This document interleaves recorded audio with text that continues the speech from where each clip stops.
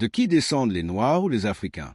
Si Adam et Ève créés entre l'an 5508 avant EC ou l'an 3760 avant EC selon les différentes Bibles judéo-chrétiennes et les chroniques islamiques des prophètes et rois de Tabari, et Noé du déluge universel survenu vers l'an 2300 avant EC selon les différentes Bibles et traditions islamiques, etc., sont trop récents pour être l'ancêtre des Africains. Étant donné que les Africains existent sur Terre depuis plus de 300 000 ans, qui sont donc les ancêtres mythiques des Africains selon les textes anciens, qui sont et pas faux, Bélo, Cham et Caïn, Misraïm et Couche, qui sont Bélo, l'ancêtre mythique des Africains devenu Baal dans la mythologie biblique des textes religieux judéo-chrétiennes, Amon, père d'Osiris ou Dionysos libyque, devenu Ham ou Cham dans la Bible généralement considéré comme l'ancêtre des Africains du continent, Caïn ou Kénès qui est le premier Phénicien ou l'ancêtre des premiers Phéniciens selon la Bible ou Sanchoniaton.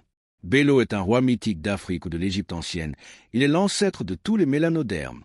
Bélo est donc aussi bien l'ancêtre des Noirs chaldéens, phéniciens ou cananéens que des Noirs du continent, puis selon les traditions anciennes rapportées par les Grecs, dont Diodore et la Bible, les premiers chaldéens sont d'origine africaine égyptienne.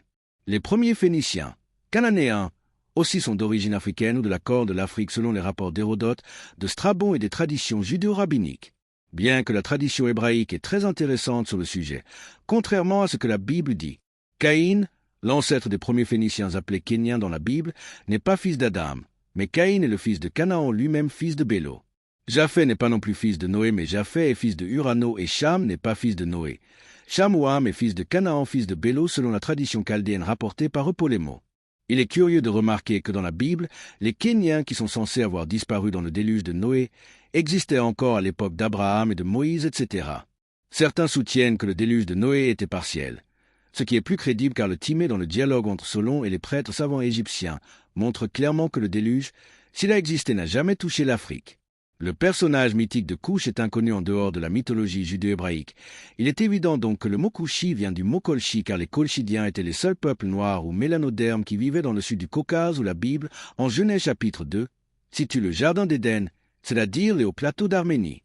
Ainsi donc autant que le mot biblique Kajdi vient du mot chaldé, autant le mot biblique Couchi vient du mot Colchi.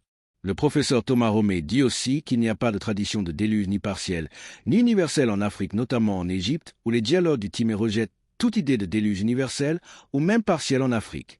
En conclusion, les Africains ne descendent ni de Noé, ni d'Adam trop récents pour être ancêtres des Africains.